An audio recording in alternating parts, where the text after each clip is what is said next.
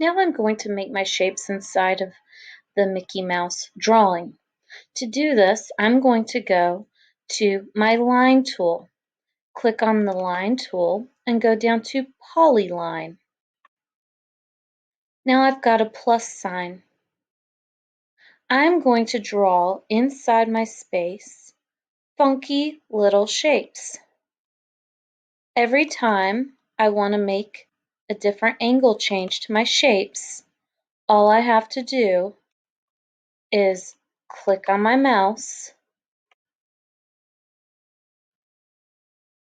and place my mouse down on the next space. To make the shapes connect, I have to go back to where I originally started.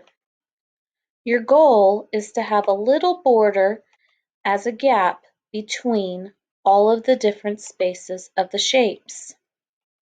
You want to make sure that your shapes are sort of looking like little mosaics. You can make your shapes any way you want as irregular shapes, but they must connect to be fully enclosed shapes. Fill in your entire space with your shapes. When you are done filling in your entire space with your shapes, you are going to need to go back and change the color of your shapes. It's easier if you have opposite colors on each space. That way you do not get lost and confused on where you've created your shapes.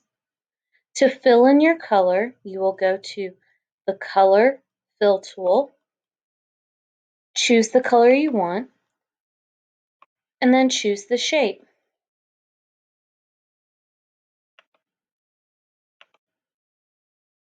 So again, go to the Color Fill tool and change the shape's color.